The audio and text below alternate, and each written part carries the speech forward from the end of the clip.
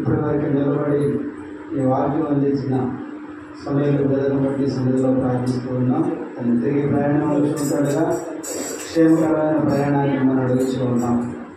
అదేవిధంగా నిలబడిపోయి దాసుని చేతికి అప్పగించుకుంటున్నాం. మీరే కృప చేయించమని అడుగుతున్నాం. అవసరమైన మాటలు మీరే మాకు అందించండి. అవునాయన, ఎన్నో సంవత్సరాలు దినములు పడి మరి దాటి వెళ్ళిపోతున్నాయి.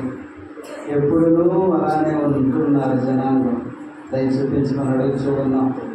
ఎన్నోసార్లు వాక్యం ఉన్నప్పటికీ ఇది నాది కాదులే, నాకు సంబంధం లేదులే అనేటువంటి ఆలోచనలోనే ఇంకా జీవిస్తూ ఉన్నారు.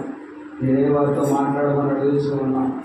ఈ రాత్రి మనోనేత్రాలు తెరిపించమని మీరే వారిని ఆకర్షించమని అడుగుతున్నాం నాయన.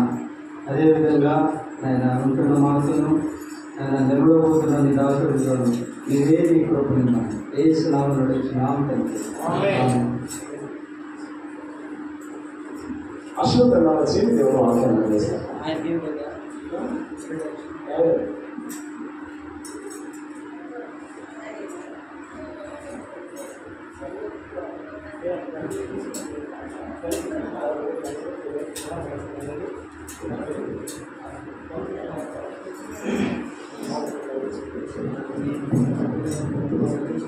ప్రభువునందు ప్రియమైన సహోదరులారా, మన ప్రభువును మన రక్షకుడైన యేసుక్రీస్తు ప్రభు వారి యొక్క శ్రేష్టమైన ఉన్నతమైన నామంలో మీ అందరికీ నా ప్రేమను తెలియజేస్తున్నాను. దైవ గ్రంథంలో నుండి దేవుని వాక్యాన్ని చదువుకుందాం.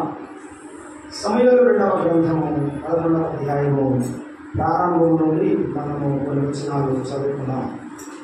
సమూయేలు 2వ గ్రంథము 11వ అధ్యాయము మొదటి నుండి మనం చదువుకుందాం. వసంత కాలమున రాజులు యుద్ధమునకు బయలుదేరు సమయమున దావీదు యోవాబును అతని భార్యను ఇశ్రాయేలుడు అందరినీ పంపగా వారు అమ్మోనీయులను సంహరించి రెబ్బా పట్టణమును ముట్టడి వేశారు. అయితే దావీదు యెరూషలేమునందు నిలిచాడు. ఒకానొక దినమున ఋతువుకు వేళ దావీదు పడక మీద నుండి లేచి రాజనగరి నిధి మీద నడుచుచు పైనుండి చూచుతుండగా స్నానము చేయ ఒక స్త్రీ కనబడింది. ఆమె బహు సౌందర్యవతి చూసి దావీదు దాని సమాచారం తెలుసుకున్నట్టు ఒక దూతను పంపాడు. అతడు వచ్చి ఆమె ఏలియాము కుమార్తెయు హిత్తీయుడకు ఊరియాకు భార్య అయిన బత్షెబని తెలియచేయగా దావీదు దూతల చేత ఆమెను పిలువనంటాడు. ఆమె అతని వద్దకు రాగా అతడు ఆమెతో పాపం చేశాడు. కలిగిన అభివృద్ధి పోగొట్టుకుని ఆమె తన నుంచి వచ్చాడు. చదవబడిన లేఖన భాగంలో దేవుడు దీవించినప్పుడు ప్రార్థన చేసుకుని ప్రేమల తండ్రి స్తోత్రాలు కూడా మీ దాసుని బలముగా ఉపయోగించి వాడుకున్నాను. ఒకడు ఎన్నికలేని నిష్ప్రయోజకుడు మీ పక్షమున నిలవబడుతున్నాడు.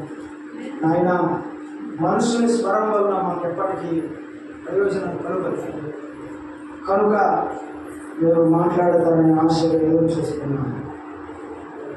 ఈ రాత్రి శిలువ వేడిన యేసుక్రీస్తు ప్రభువును కనపరచండి. పాపమును గురించి నీతిని గురించి ఒప్పింపచేయండి. మీ నామమునకు మహిమ, పాపికి రక్షణ, ఆత్మీయమైన మా జీవితాలకు క్షేమం దిద్దుబాటు కలిగించును. క్రీస్తు యేసు నామమున వేడుకొనుచున్నాము తండ్రి. ఆమేన్. ఇంగ్లీష్లో ఒక సామెత ఉన్నది, అర్లీ బర్డ్ క్యాచెస్ వామ్ అని. తొందరగా లేచిన పక్షి తొందరగా ఆహారానికి నీళ్ళు పొందుతారు. ముందు చెప్పిన వాళ్ళు ధనులు, వెనక చెప్పిన వాళ్ళు విద్వేశాలు. దయచేసి పాల్గొని మాట చెప్తారు. నాకేంటయ్యా రెబ్బ పాటలు ఉన్నట్టు పెడతాను. అట్టే ఉన్న పరిస్థితి గురించి మంచిగా ఆయన కూడా వాక్యం వెళ్దాం. ఈ రాత్రి వేళ మనము ఈ మీటింగ్స్లో ఈ యొక్క సభ స్థాయిక కూడికల్లో క్యారెక్టర్ స్టడీ చేస్తున్నాం, వ్యక్తిత్వాన్ని ధ్యానం చేస్తూ వస్తున్నాం. ఉదయకాలము మనము ఒనేసిఫోరు అనేటువంటి ఆదరించే సహోదరుల గురించి మనం విన్నాం. మనం ఆదరించాలి. ఎలా ఆదరించాలో మనం విన్నాం. మన ప్రభు ఆదరణకర్త అని మనం విన్నాం. ఈ రాత్రి వేళ ఒక సహోదరుని గురించి ఆలోచన చేయాలని ప్రభు ఆత్మ చేత ప్రేరేపబడి మీతో మాట్లాడుతున్నాను. ఆమె ఎవరో కాదు, ఆమె పేరు బత్షెబ. ఆమె పేరు బత్షెబ. ఈమె ఎవరు?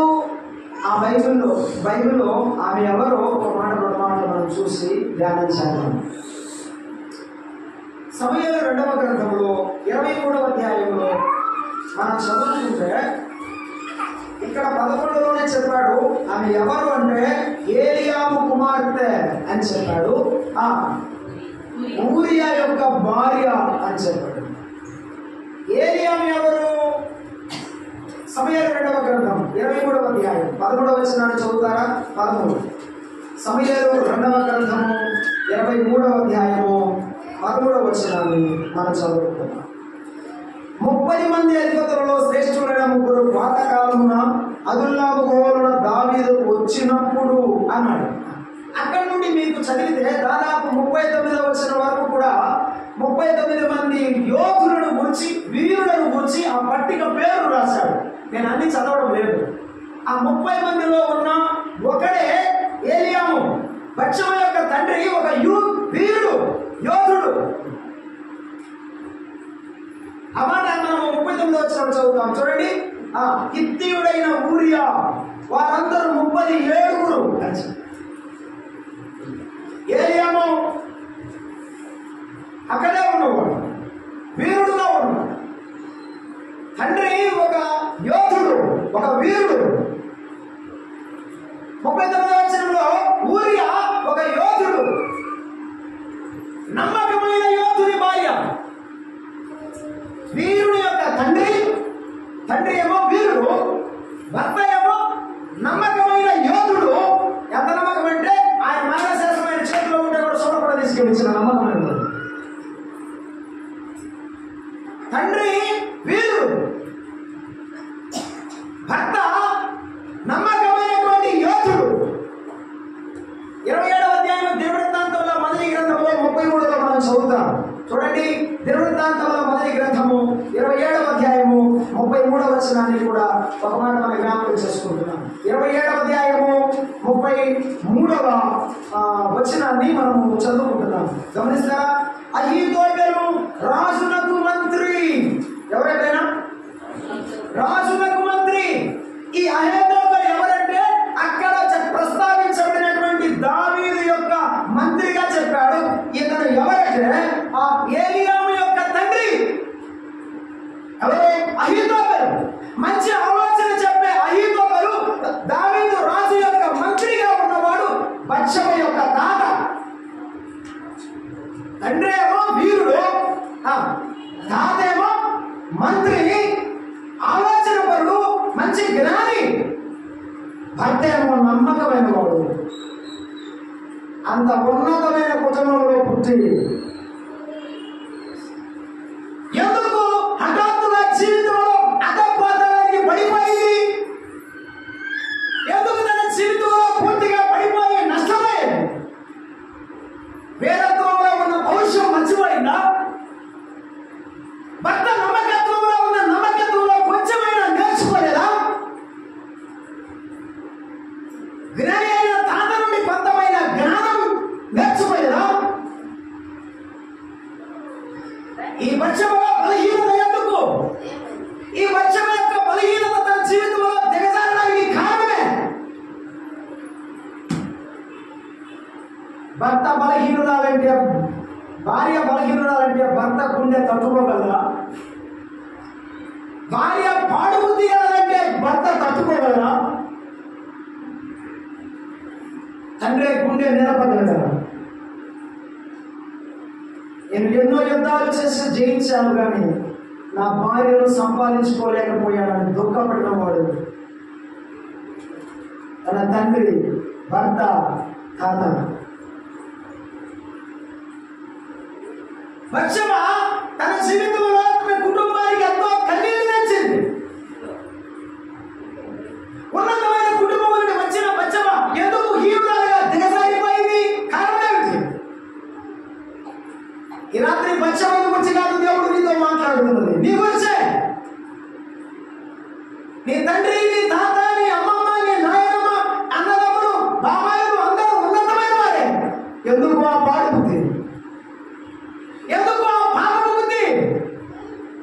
నీవెందుకు ఇలా తయారయ్యావు, ఎందుకు మారిపోయావు? ఈ రాత్రి ప్రభు అడుగుతున్నాడు నేను నేరుగా.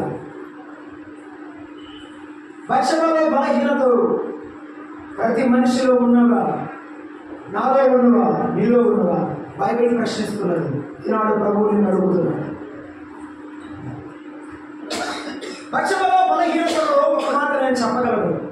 11వ అధ్యాయంలో 2-3 వచనాలు మనం చదువుకుందాం. మొదటి బలహీనత 2-3 వచనాలు. సమూయేలు 2వ గ్రంథం 11వ అధ్యాయం 2-3 వచనాలు చదువుతారా? 11వ అధ్యాయము 2-3 వచనాలు మనం చదువుకుంటున్నాం. సమూయేలు 2వ గ్రంథం.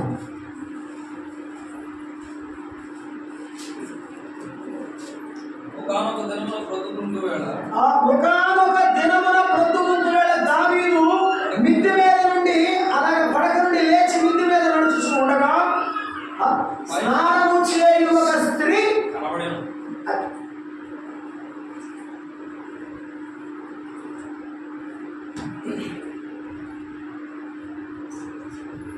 మనము మన జీవితంలో ఇతరులు పాపం చేయడానికి కారణం కాకూడదు. దేవుడు నీకు అందం ఇచ్చాడు నిజమే, కానీ నీ అందం ఇతరులను ఆకర్షించి పాపంలో పడవేసేదిగా కనబడకూడదు. కనబడేటట్టు జాగ్రత్త తీసుకోలేదు, కనబడకుండా జాగ్రత్త తీసుకోలేదు. క్షమించండి, కనబడకుండా జాగ్రత్త తీసుకోలేదు. ఇతరులు పాపానికి ప్రేరేపించేటువంటి అందము ఆమె కలిగి ఉన్నది. రెండవది, అలా చూశాడు ఆమె పిలవగానే ఆమె వెళ్ళిపోయిందని విన్నాం. ఎలా వెళ్తావు? నీవు పాపానికి పడిపోకూడదు, పాపానికి ప్రేరేపించకూడదు, పాపానికి పడిపోకూడదు.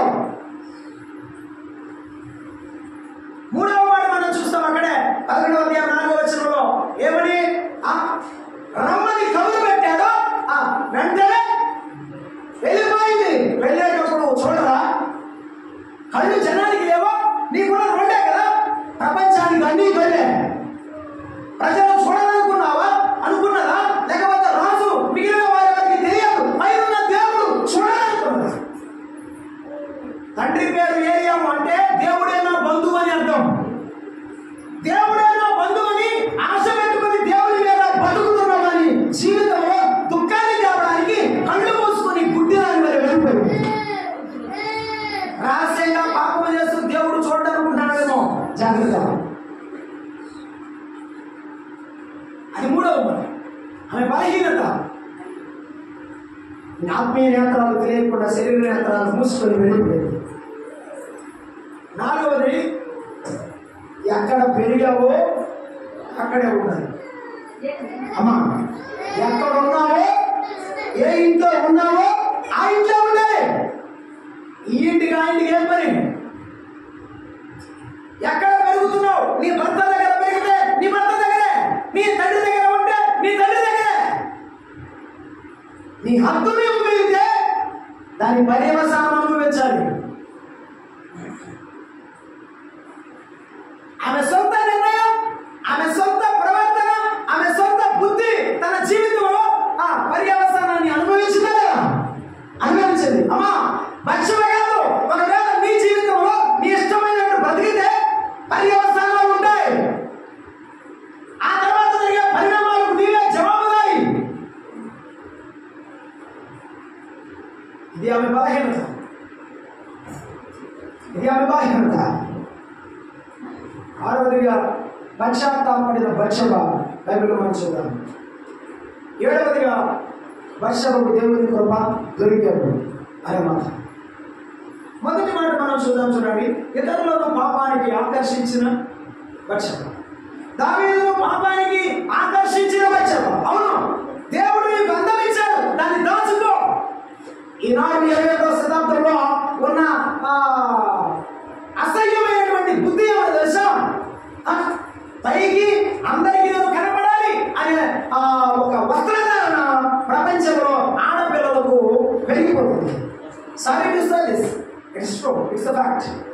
ఇది వాస్తవం. దేవుడు వస్త్రాలు ఇచ్చేది శరీరాన్ని కప్పుకోవడానికి, ప్రపంచానికి చూపించడానికి కాదుగా.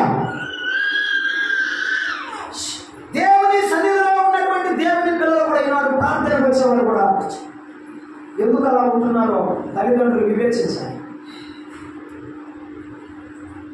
సహోదరులు ఆలోచించాలి. బత్షెబ తన జీవితంలో అందాన్ని దాచుకోకుండా, తన జీవితంలో భద్రత లేకుండా ఓపెన్ గా వెచ్చవిడిగా తాను ఆ లోకాన్ని మరచి, లోకం ఎట్టుంటే నాకు నా ఇష్టం అన్నట్టు బ్రతికితే చాలా కష్టం. నీ అందాన్ని కాపాడుకొని నీవు జాగ్రత్తగా కాపాడు. అమ్మా, నీవు సౌందర్యవంతురాలైతే నీవు దాగి ఉండాలి, కనబడకూడదు. గుర్తుంచుకో, నీ అందం నీ భర్తకు తప్ప ఎవరికి తెలియదు. బత్షెబ జీవితంలో కోరి నష్టం తెచ్చుకుంది. నేను ఎక్కువగా ముందుకు వెళ్ళాలనుకోవడం లేదు.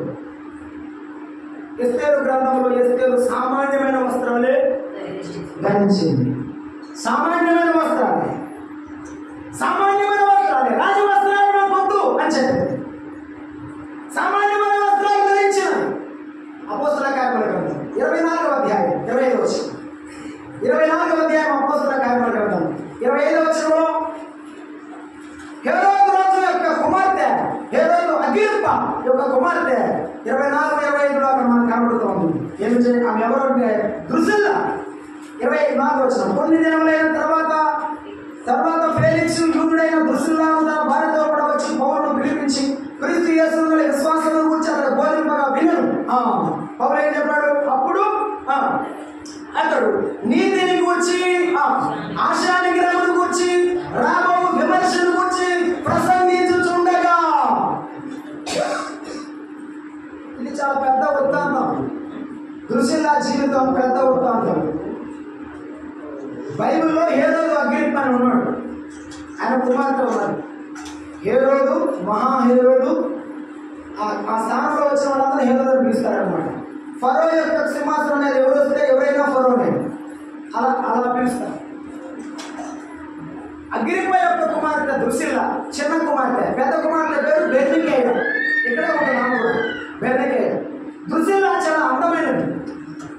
ఒక రాజునిచ్చి వివాహం చేస్తే రాజుతో కాపురం చేయకుండా విడిచిపెట్టి ఒంటరి బతకడానికి వచ్చి లోకంలో పాపానికి బానిస జీవిస్తుంది.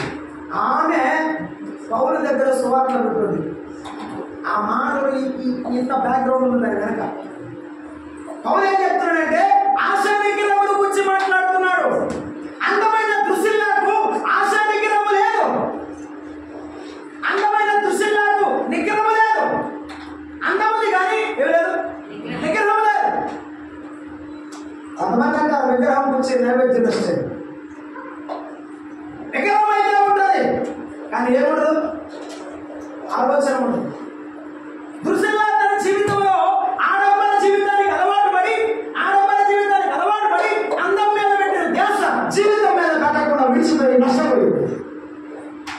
వారేనా ఈనాడు బతుకుతున్న సమాజంలో వాళ్ళ ఉన్న మనుషులు కనబడటం లేదా? ఉన్నారు. నేను మీకంటే కోపం వస్తుందేమో కానీ దేవుడు నీకు ఇచ్చిన అందానికి మించి ఏమైనా అందం కొనగలవా తేగలవా? చెబితే నేను చెబుతా. ఇక్కడ ఇక్కడ ఎదుర్కొంటారు మీరు అందరూ నాకు తెలుసు. కొనగలవా తేగలవా? మరి లిప్స్టిక్ ఎందుకు అంటావు? ఏమంత ఎన్నగా చేస్తావు? ఎన్నడ తర్వాత వస్తుంది, మళ్ళీ ఆ మూతి కడుగుతావు, మళ్ళీ కొడుతావు. ఏమిటి నీ బాధ? నేను కాలేజీలో చాలా మంది పిల్లలను చూసి బాధపడుతూ ఉంటాను. అయ్యో, దేవుడు ఇచ్చిన అందం కాకుండా మీరు వెతుకుతున్నారు కానీ దొరకడం లేదు. బత్షెబ తన అందం విషయంలో ఆలోచన కలిగి ఉంది కానీ జాగ్రత్త లేని బత్షెబ.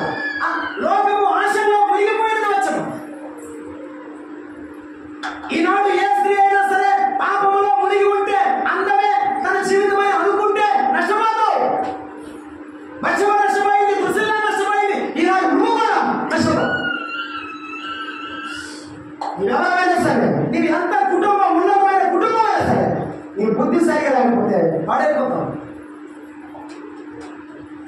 బత్షెబ పాపానికి ప్రేరేపించినది. అలా ప్రేరేపిస్తే వారు పాడవుతారు, నీవు కూడా పాడైపోయే ప్రమాదం. నష్టపోయింది దావీదేనా? బత్షెబ కాదా? నష్టపోయింది బత్షెబేనా? దావీదు కాదా? ఇద్దరే పాపములకు ప్రేరేపించి ఆమె నష్టపోయింది. పాపం చేసి దావీదు నష్టపోయాడు. ఈ జీవితంలో పాపాన్ని ప్రేరేపించవద్దు.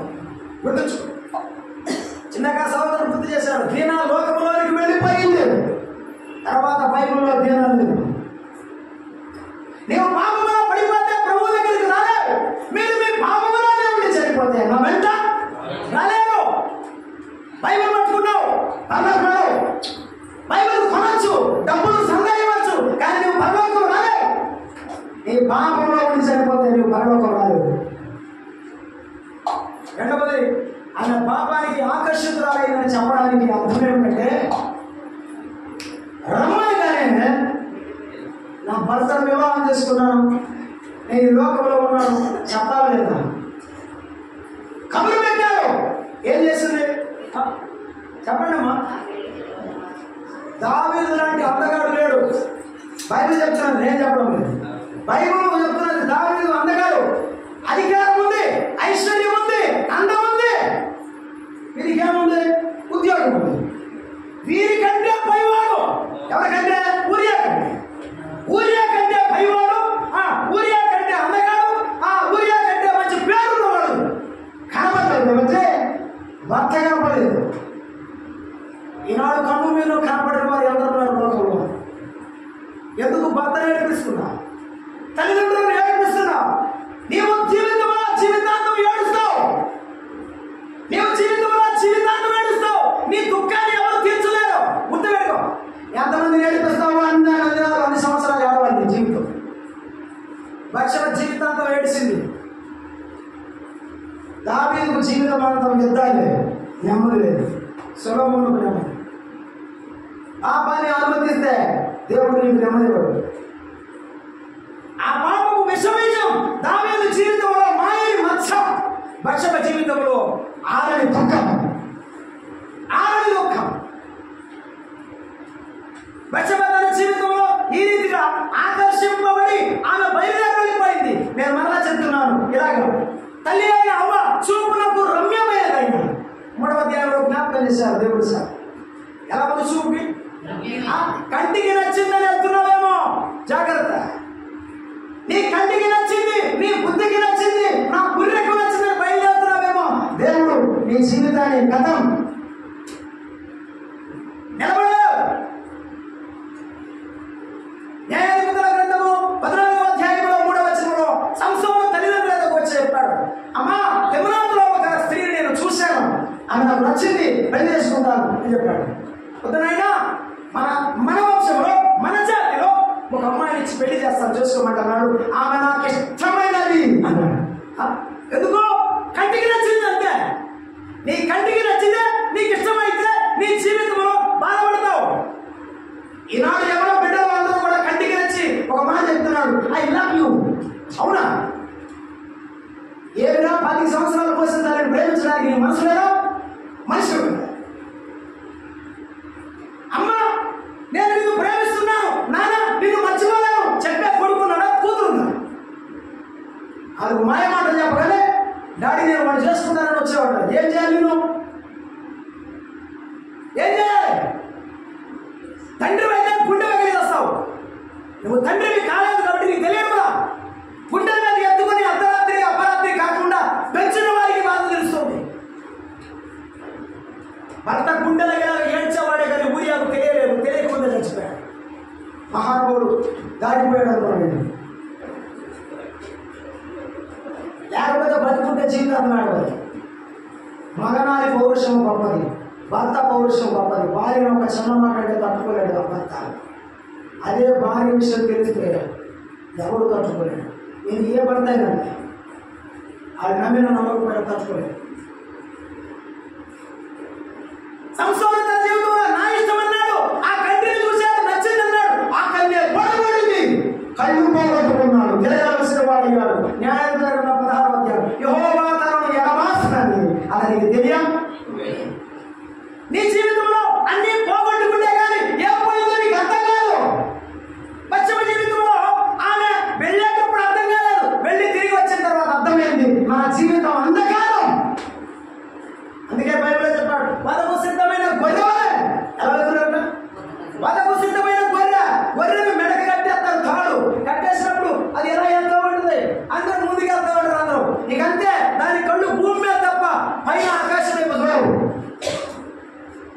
అప్పుడప్పుడు దైవజనం చెప్తుంటారు, నిజమే, అది నేను గమనించిన తర్వాత. పంది కట్టి తీసుకెళ్ళేటప్పుడు భూమి కింద మీద తప్ప ఎక్కడ చూడదా, సచ్చిన కింద మీద ఎగబడి పైకి చూసిందట. ఈ మనిషి బతుకు ఎట్టుందంటే కళ్ళు మీద కాన్నప్పుడు ఎవడి మొక్క చూడడం, అన్ని మారిపోయాక అన్ని చేతిలో నుండి చేసాగిపోయిన తర్వాత అప్పుడు చెప్తాడు, ప్రభువా ఎన్నిసార్లు జ్ఞానం చెప్పినా బుద్ధి చెప్పినా దైవ సేవకు కన్నీరు కాచి ఏడ్చి చెప్పినా అర్థం కాదా నీకు? ఈ రాత్రి నీకు అర్థమైతే లేదు.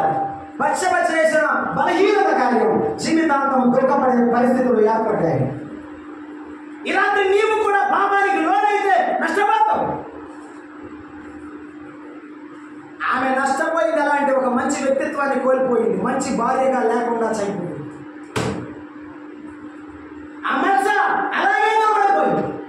జీవితాంతం దావీదుతో బ్రతికినంత కాలం నా మొదటి భర్తను నేను మోసం చేశాననే పాప భీతి వెంటాడితలేదా? నిజమైన మనసాక్షి ఉంటే వెంటాడింది, చచ్చిపోయిన మనసాక్షి ఏం చేయదు. అంతే సంగతులు. పాతమైన మనసాక్షి ఏం చేయరు. నా భర్తకు నేను మోసం చేశాను, అన్యాయం చేశాను కాబట్టి నేను ఇలా ఉన్నాను. ఈ రాత్రైనా నీ పాప విషయమై పశ్చాత్తాపడు. నీ భర్త విషయమై నీవు చేసిన పొరపాటు తండ్రి అని ఒప్పుకో.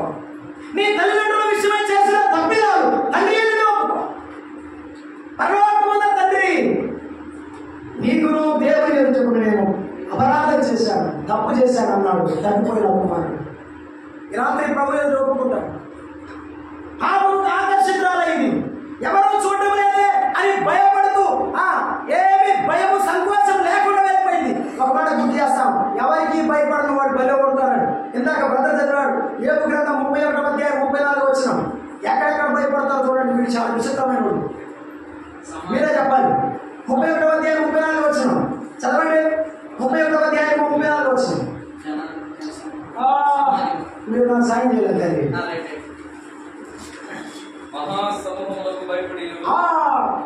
సమాజానికి భయపడతారు.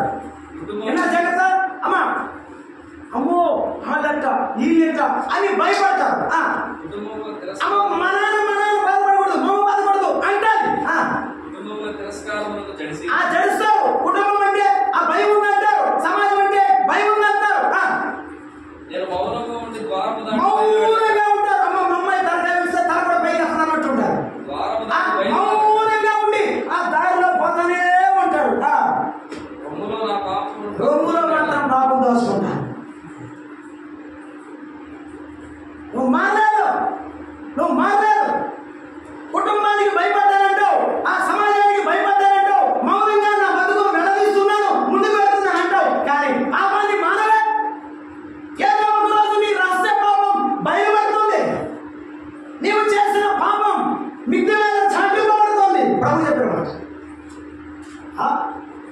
ఆ గొయ్య తీసి ఆ ఐగుప్తీయుని చంపితే ఎప్పుడు తెలిసింది?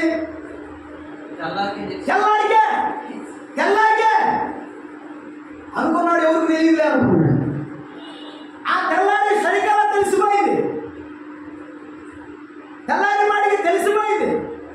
అందుకే 94వ కీర్తన 9వ వచనం చెప్తాడు ఏమనంటే, కన్నులు నిర్మించిన వాడు కానకుండా, చెవులు నిర్మించిన వాడు వినకుండా.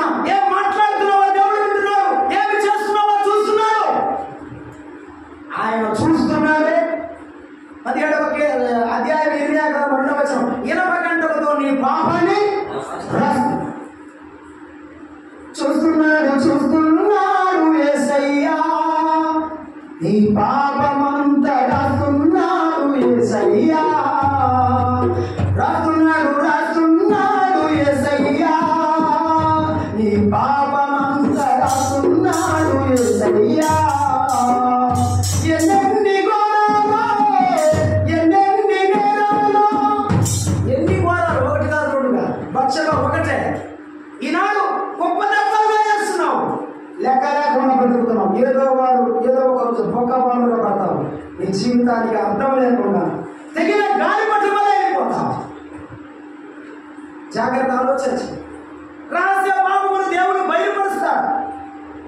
4వ మాట, నీవు నాటబడిన చోటే ఉండు, హద్దు మీరు వెళ్ళవద్దు. 148వ కీర్తన 4వ వచనం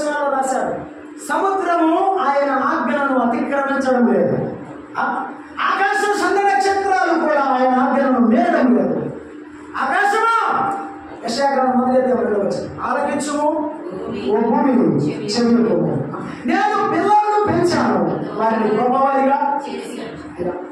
పిల్లలు పెంచిన తండ్రికి తెలుసు బాధ. నేను వారికి ఏం తక్కువ చేశాను, నా కష్టం అంతా దారం పోసాను, చదివే ఇచ్చాను, ఆహారమే పెట్టాను, కానీ వాడికి టైం కాదు. తల్లిదండ్రులకు నిద్ర ఉండదు, వారికి దుఃఖం ఆగదు. పిల్లలు చెడిపోతే పరలోకంలో ఉన్న దేవుడు కూడా దుఃఖపడుతున్నాడు. ఎందుకు అలా అయిపోయావు? ఎందుకు నువ్వు చెడిపోయావు? నీ జీవితాన్ని ఎందుకు పాడు చేసుకున్నావు? అమ్మా అయ్యా, ఎందుకు పాడైపోయావు? నువ్వు పాడవడం చేసేది ఇష్టం లేదు, నీవు పాడైపోవడం నీ తల్లిదండ్రులకు ఇష్టం లేదు. అయినా నీ జీవితాన్ని అలాగే కొనసాగుతావా? రామపత్రిక 1:22 చెప్పాడు, వారి అవివేక హృదయం అంధకారమయ్యను, వారు జ్ఞానమును చెప్పుకోవచ్చు బుద్ధిహీనుడై. నేను మంచి డిగ్రీలు చదివాను, పట్టాలు చదివాను, మంచి ఉద్యోగాలు సంపాదించాలనుకున్నాడు, కానీ బుద్ధి మాత్రం మారలేదు. అది హీనమైన బుద్ధి. ఈనాడు జ్ఞానం కాదు, మైండ్ అంతా ఏమైపోయింది, అంధకారమైంది, హృదయం అంతా చీకటైపోయింది. కాబట్టి చీకటి పాపం మనిషి జీవితంలో ప్రవేశించింది, పక్షప జీవితంలో ప్రవేశించింది. అందుకే ఇంటిలో ఉండాల్సింది అంతఃపురంలో ఉంది, భర్త దగ్గర ఉండాల్సింది పరాయి వాడి దగ్గర ఉంది. ఈ బాలి బుద్ధి నీ జీవితంలో ఉంటే ఈ రాత్రి పశ్చాత్తాపం. యోహాను రాసిన 1:3-4 అజ్ఞాతిక్రమమే పాపం. పశ్చిమ పాపం చేసింది నేనేం చేయలేదు అనుకున్నావేమో. నీవు ఏదైతే చెయ్యకూడదో దాన్ని చేస్తున్నావో అదే పాపం, అదే పాపం. దీంట్లో ఘోర పాపం, ఘోర పాపం, పాపం ఏం లేదు. నేను చాలాసార్లు అడిగాను, ఇప్పుడు కూడా అడుగుతున్నాను. ₹1,00,000 దొంగతనం చేశారు. ఎంత? ₹1,00,000 దొంగతనం చేశారు. ఏమంటారని? మన ఇంటి దగ్గర రిటార్డ్ రూపాయి తీసుకున్నాడు పిల్లలు, ఏమంటాం? రూపాయి అడుగుతామా? ఎందుకంటాం? రూపాయి చేసిన దొంగే, ₹1,00,000 చేసిన దొంగ. ఈనాడు పాపము చేయలేదని చెప్పుకుంటున్నావు, కానీ ఎన్నిసార్లు పొరపాటు చేసి, తప్పిదాలు చేసి, అబద్ధాలతో, తప్పుడు జీవితంతో, నడకతో, తప్పుడు చూపుతో నీవు పడిపోయావో, పతనమయ్యావో ఇంకా తల్లిదండ్రులేదు. పక్షవ జీవితం తాను ఉండవలసిన చోట లేకుండా వెళ్ళిపోయింది. పిల్లలు స్కూల్కి పంపిస్తారు, కాలేజీకి పంపిస్తారు. కాలేజీలో ఉన్న పిల్లలు మేము చాలాసార్లు ఎదుగుతూ మనిషి.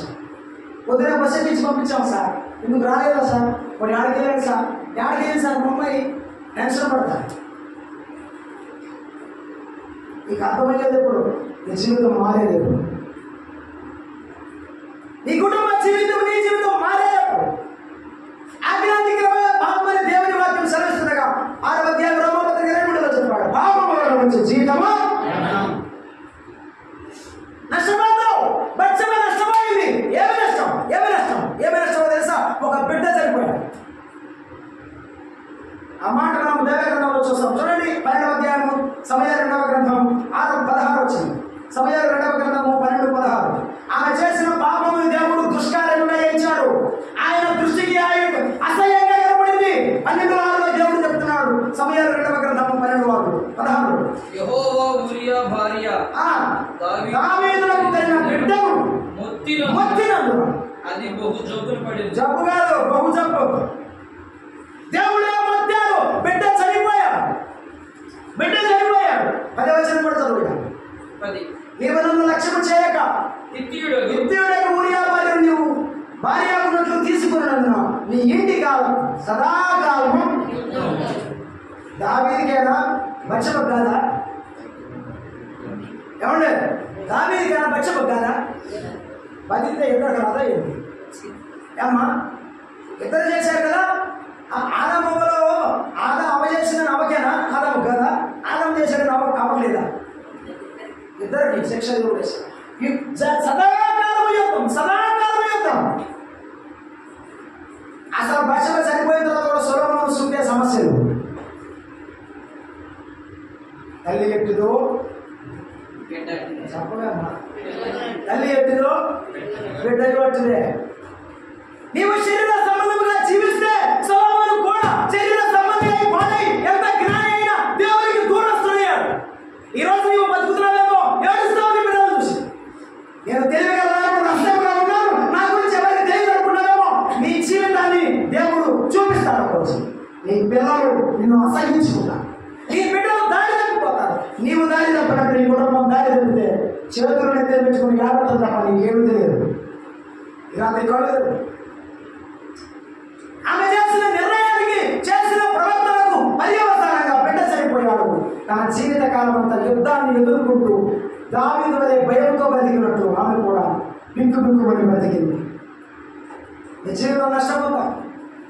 ప్రభువైన యేసుక్రీస్తు వారి రాత్రి నీతో మాట్లాడుతాం. వర్షవైపులో బలహీనత ఆమె జీవితానికి చాలా నష్టం, ఆమె కుటుంబానికి చాలా నష్టాన్ని తీసుకుని వచ్చింది. ఒక ప్రశ్న వర్షము దేవుడు క్షమించాడా? ఇంత పాపం చేసిన వారిని కూడా యేసయ్య క్షమిస్తాడా? చాలా మంది అనిజనులు ఇలా మాట్లాడుతున్నారు. ఆంధ్రకి వెళ్ళిన పాపాత్ముడా, అందుకే ఆడ కనుక్కోవడానికి పోతున్నారని చెప్తున్నారు. అవునా? ఒప్పుకొని వచ్చేవాళ్ళు నమ్ముకుంటున్నాడు, కప్పుకొని బతికేవాడు ఆడే బతుకుతున్నాడు. నువ్వు అట్టే బతుకుతున్నావు కాబట్టి ఏమైనా రాయేస్తున్నావు అంతే. నిలబడినావేమో అందరికి కనపడింది, యేసయ్య ముందు నిలబడినావేమో అందరికి కనపడింది. ఈ రాళ్ళు ఎత్తినాడు, ఈ రాళ్ళు పైకెత్తినాడు కనపడా. యేసయ్య అడిగితే తప్ప బుద్ధి రాదు. దేవుడు నీకు కొడితే తప్ప, దేవుడు నీకు శిక్ష వేస్తే తప్ప నీకు బుద్ధి రాదేమో. రాత్రి దేవుడు ఆ వాక్యాన్ని నీకే ఉంచిపెడుతున్నాడు.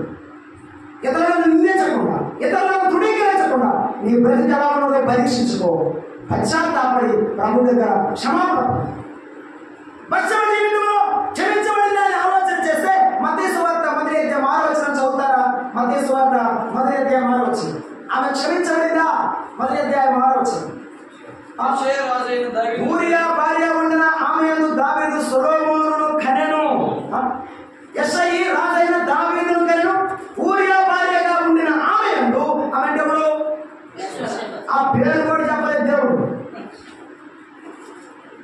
ఆడు ఎందుకులే చెప్పడం అనుకున్నాడేమో మర్చిపోయాడు. పాపం చేసిన వారి పేరు చెప్పడానికి దేవునికి మనసు ఉండదు. ఎంత భక్తుడు! ఒకసారి నీకు మచ్చ వస్తే చచ్చేదకపోతుంది. మచ్చ రాకుండా ఉందో చచ్చిన తర్వాత కూడా పోదు. దానికి కూడా ఆ ఉండేవాడు ఒకప్పుడు అది మామూలు అంటారు, చచ్చిపోయినాడు. ఈ బ్రతుకులో మార్పు కలిగితే మంచిదే. ఈ రాత్రైనా నువ్వు మారితే మంచిదే. పశ్చిమలో యేసుక్రీస్తు వంశావళిలో దేవుడు చేర్చాడు. ఎవరి ద్వారా? సొలొమోనును ఎన్నుకున్నాడు. ఏమిటి? దావీదుకి ఎంతమంది భార్య ఉన్నారు కదా, ఎవరినో ఒకరు ఎన్నుకోవచ్చా? ఎందుకు పశ్చిమ కుమారుడైన సొలొమోనును ఎన్నుకున్నాడు? ఇది మనం ఆలోచించాలి. 51వ కీర్తనలో దావీదు దుఃఖపడ్డాడు, అది రాయబడింది. పశ్చిమ దుఃఖపడింది, రాయబడలేదు. కానీ దేవుడు సొలొమోనును కోరుకున్నాడు. హగ్గీతు కుమారుడైన అదోనియా ఉన్నాడు కదా, కోరుకోవచ్చు కదా. ఆమోను ఉన్నాడు కదా, కోరుకోవచ్చు కదా. అమ్నోను ఉన్నాడు కదా, కోరుకోవచ్చు కదా. కానీ సొలొమోనును కోరుకున్నాడు. ఎందుకంటే బత్షెబ విరిగిపోయింది, నలిగిపోయింది. బత్షెబ బయటికి చెప్పుకోలేకుండా దుఃఖపడి ఏడ్చింది. ఒక మాట చదువుదాం. 51వ కీర్తన 4వ అధ్యాయం 4వ వచనం 7వ వచనం 2 చదువుదాం. 51వ కీర్తన దావీదు ఎలా ఏడ్చాడో మనం చూస్తున్నాం. 51వ కీర్తన 4వ వచనం ఏమంటున్నాడు? నీకు కేవలము నీకే విరోధముగా పాపము చేసింది. దావీదు ఏమన్నాడు? నీకే విరోధముగా పాపము చేశాను. ఒకవేళ బత్షెబ ఇలా ఏడ్చుకోవచ్చు. నా భర్తకు అన్యాయం చేశాను, నాకంటే పాపాత్మురాలు ఉండదేమో, అయినా నా ప్రాయశ్చిత్తం ఏమిటి? నా భర్త మరణానికి కారకురాలయ్యాను, నాకు ప్రాయశ్చిత్తం ఏమిటి? నాకు పుట్టిన బిడ్డ చనిపోయాడు, నాకు ప్రాయశ్చిత్తం ఏమిటి? నా జీవితంలో కష్టాలు నా చుట్టుముట్టాయి. అంతఃపురంలో ఉన్నారు కానీ అంతరంగంలో నాకు నెమ్మది లేదు. దావీదు రాజు పక్కన కూర్చున్నారు కానీ నాకు ధైర్యం లేదు. నేను దుఃఖంతో ఉన్నానయ్యా, నా పాపాన్ని క్షమించమా. నీకు కేవలం మీకే విరోధంగా పాపం చేశాను. 7వ వచనాన్ని చదువుకుంటున్నాను. నేను పవిత్రుడుగా హిస్సోపుతో నా పాపమును పరిహరించు. నా పాపాన్ని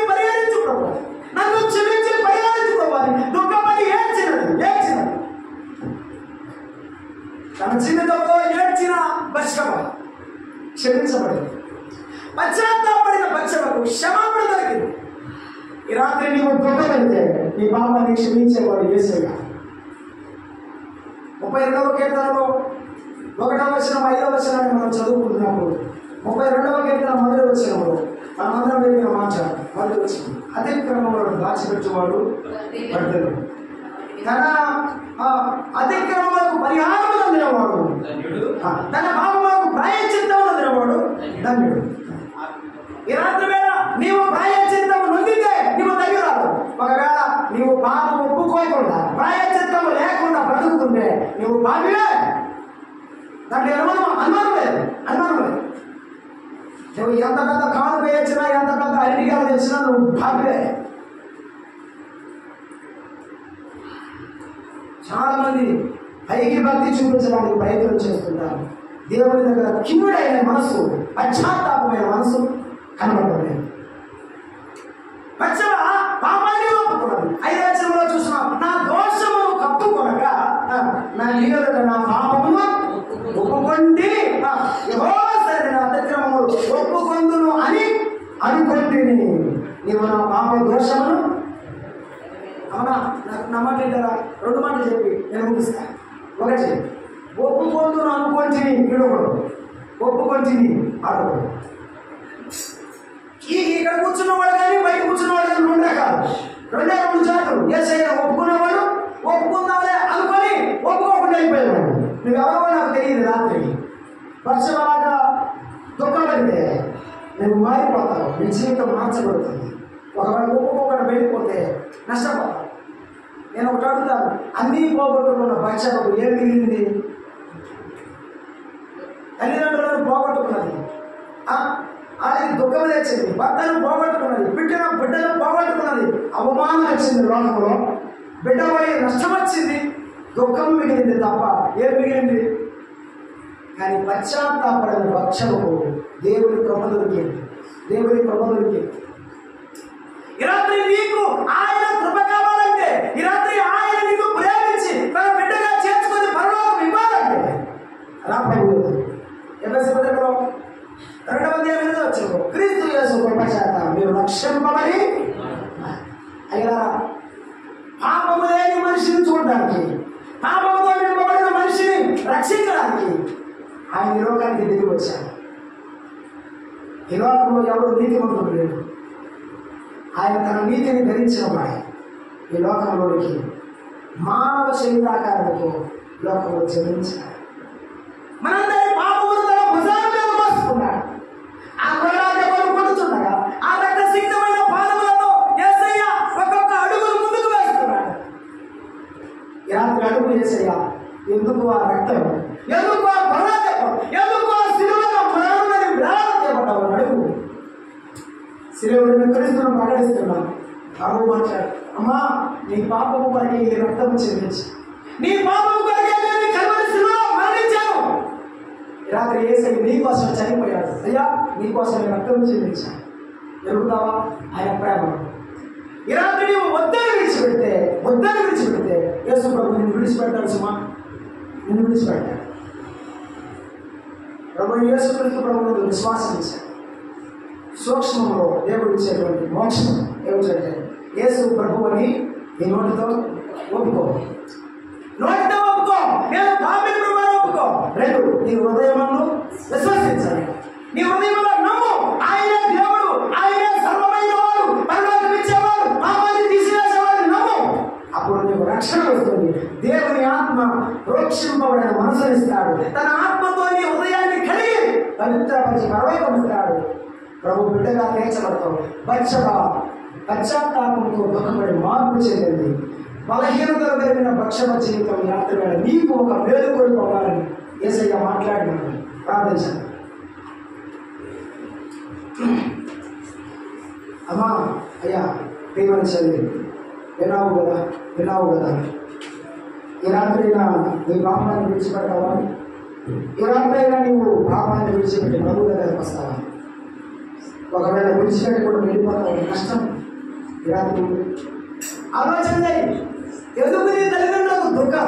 ఎందుకు నీ జీవితంలో ఈ దుఃఖం? కేవలం పాపమే. ఎందుకు ఆ పాపం? నా భర్తకు, నా ఇంటికి, నా బిడ్డలకు, నా తల్లిదండ్రులకు దూరం అయ్యేది నాకు అక్కలే. ఇలా విడిచిపెట్టాలి. ఏసయ్యకు నాకు కావాలి, నా జీవితానికి నీ ఆశీర్వాదం కావాలి, ఆపలేని బతుకు నాకు కావాలి అని కోరుకు ప్రభుత్వం దీవిస్తాయి. ప్రేమల తండ్రి స్తోత్రాలు కూడా నీకు ఉన్నారు. చెప్పి రమ్మన్నావు, చెప్పి పెడుతున్నావు. జ్ఞాపకాలను జరుగుతున్నాం. ఈ శబ్దాంతరం ద్వారా వినుచున్నటువంటి బిడ్డలు వారి యొక్క పడకల మీద కూడా మీరు మాట్లాడారు. మహిమ పోతుంది. క్రీస్తు యేసు నామమున ప్రార్థన చేసి వేడుకొనుచున్నాము తండ్రి. ఆమేన్. అందరికీ ప్రేమ ఉన్నాను. ఎవరైనా యేసు ప్రభువును నమ్మకపోతే ఈ రాత్రి నమ్మండి. యేసు ప్రభు బిడ్డలుగా తీర్చబడింది. ఇదే మీకు అనుకూలమైన పోగొట్టుకోవద్దు, చెప్పబడింది. ప్రభువును బట్టి ఎదుమాడుచున్నాం.